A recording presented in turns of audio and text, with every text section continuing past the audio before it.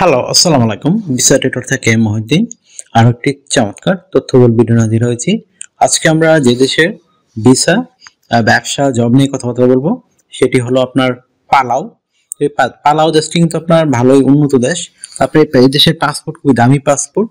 আপনি এই দেশের পাসপোর্ট পেলে 120, 140 থেকে 50টা দেশে মানে আপনি ভিসা ছাড়া যেতে পারবেন। বিশেষ করে কানাডা, আমেরিকা, ইউরোপের যত দেশ রয়েছে, জাপান, কোরিয়া, এইসব দেশগুলো আপনার জন্য একটা দারুণ সুযোগ। তো আপনি যে ইন্টারেস্ট হন যে আপনি এই দেশটিতে যাবেন, তো আপনি যারা বাংলাদেশে রয়েছেন তারা যেতে পারবেন। আপনার মানে এটাকে বলে অন অ্যারাইভেল ভিসা। আপনি যখন বিমানবন্দর নামবেন তখন তারা আপনাকে এন্ট্রি দিবে এবং আপনি এই ভিসা নিয়ে 1 মাস থাকতে পারবেন। তো এটা কোনো ভিসা লাগে না। তো একটা দারুণ সুযোগ। তো আপনি এই সুযোগটি নিতে পারেন। তো এখানে কিন্তু বহুত বাংলাদেশি বসবাস করে। আপনার এই দেশে লোক সংখ্যা কম। তো বাংলাদেশি অনেক মানুষ বসবাস করে, এখানে দারুণ সুযোগ রয়েছে আপনার জন্য। তো আপনি যে ইন্টারেস্ট হন এই দেশটিতে যাবেন, তাহলে আপনি কিন্তু পুরো ভিডিও দেখতে পারেন। তো নিজে নিজে আপনার মোবাইল ফোন, ডেস্কটপ, ল্যাপটপ থেকে আপনি এই ডকুমেন্টগুলো রেডি করে যেতে পারবেন। তো এখানে যে ডকুমেন্টগুলো লাগে, বিশেষ করে আপনার এই প্রথমে লাগে একটা ট্রাভেল ইটিনারি।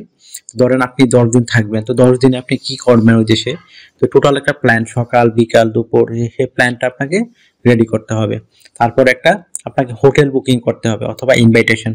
যদি আপনার দেশে কোনো পরিচিত থাকে, আত্মীয় স্বজন থাকে, বন্ধু থাকে, তাদের মধ্যে ইনভাইটেশন আনতে পারেন, অথবা মানে তাদের থাকার জায়গা আর কি। আর অথবা আপনার একটা হোটেল বুকিং করতে পারেন অনলাইনে। তো আপনার 2টা ডকুমেন্ট রেডি হয়ে গেল। তারপর আপনি একটা এই ফ্লাইট বুকিং করতে হবে, ফ্লাইট রিজার্ভেশন। মানে আপনার এটাকে আমরা বলি মানে ফ্লাইট রিজার্ভেশন টিকেটই আমরা বলি। তো এখানে আপনি রাউন্ড ট্রিপ টিকেট করতে হবে, মানে আপনি যদি যাবেন কত তারিখ আসবেন, তো এগুলো একটা ফ্লাইট টিকেট অনলাইনে আপনি বুকিং করতে পারেন।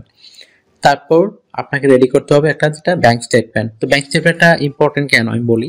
অনেকে বলে ব্যাংক স্টেটমেন্ট লাগে না, এটা লাগে না ঠিক আছে, কিন্তু আপনার বাংলাদেশের পাসপোর্ট বর্তমানে যে র্যাঙ্কিং আমরা খুবই আমরা নিম্নতম পর্যায়ে আছি, এই জন্য কিন্তু আপনার ব্যাংক স্টেটমেন্টটা জরুরি। কারণ আপনাকে বোঝাতে হবে আপনি একজন রিয়াল টুরিস্ট। তো আপনি মিনিমাম 2-3 লাখ টাকা একটা ব্যাংক থাকে, মানে টাকা থাকে, ডলার এটা কনভার্ট করে আপনি নিয়ে যেতে পারেন।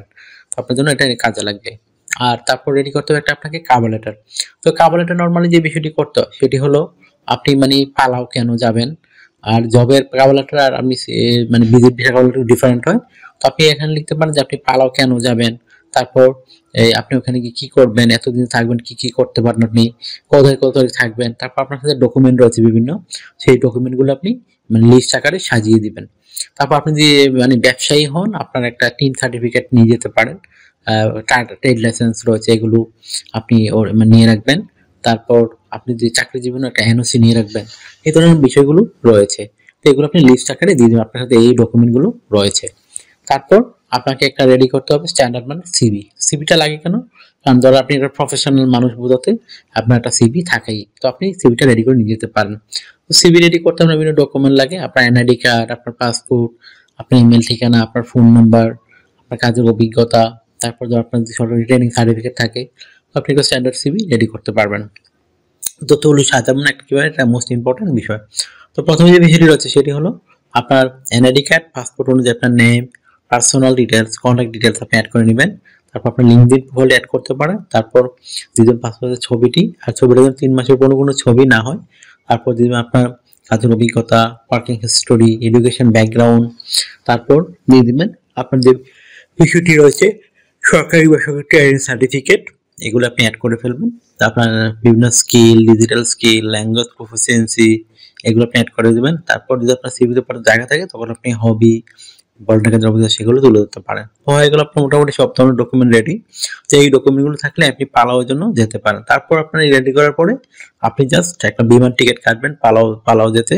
তো আপনি সেই টিকেটে যেতে পারেন। তো এখানে ফিলিপাইন থেকে যাওয়া যায় পালাও, তারপর অস্ট্রেলিয়া থেকে যাওয়া যায়, নিউজিল্যান্ড থেকে যাওয়া যায়। তো আপনি এই দেশের সুবিধা, তো সেই দেশের মানে ট্রানজিট ভিসা নিয়ে তারপর আপনি পালাই দেশে ফ্লাইট করতে পারেন। তো আশা করি বিষয়টি ক্লিয়ার হয়েছে আপনার কাছে। তো আপনার যদি এই ভিডিওটি ভালো লেগে থাকে আপনি অবশ্যই ভিডিওকে লাইক করতে পারেন। আর আপনি যদি আমার চ্যানেল নতুন হয়ে থাকেন চ্যানেলটিকে সাবস্ক্রাইব করে রাখতে পারেন, আপনারই কাজে লাগবে। আর আমরা আপডেটেড যে জবগুলো পাবলিশ, বিভিন্ন টুরিস্ট বিষয় নিয়ে মানে নিউজ কিভাবে সহজে যাওয়া যায় সেগুলো আমরা মানে পাবলিশ করার চেষ্টা করি আপনাদের জন্য। তো এই দারুণ দারুণ সুযোগগুলো আপনি মিস করতে না চাইলে আপনি অবশ্যই চ্যানেলটিকে সাবস্ক্রাইব করে রেখে দিবেন, আপনারই কাজে লাগবে। আশা করি বিষয়টি ক্লিয়ার হয়েছে। আর যদি আপনি আরো কিছু জানতে চান অবশ্যই ভিডিওতে কমেন্টস করবেন, তো আমরা কিন্তু রিপ্লাই দেওয়ার চেষ্টা করি।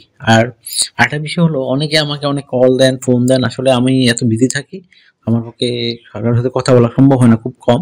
তো আপনি যদি ইন্টারেস্ট হন যে আমার সাথে কাজ করবেন, তাহলে আপনি এই আমাকে মানে এই যে হোয়াটসঅ্যাপ নাম্বার আছে, আমাকে আপনি নক দিতে পারেন, মেসেজ দিতে পারেন, তখন আমি কিন্তু রিপ্লাই দেই। আশা করি বিষয়টি ক্লিয়ার হচ্ছে আপনার কাছে। আর আপনারা অনেকে আমাকে সাপোর্ট করেন, ভালোবাসেন, তো আপনার ধন্যবাদ। তো আপনারা আমাকে বেশি সাপোর্ট করতে চাইলে আমার ভিডিওগুলো বেশি বেশি শেয়ার করে দিবেন। তো ভালো থাকবেন, take care, good bye, tata. কথা হবে আগামী কোনো ভিডিওতে আবার।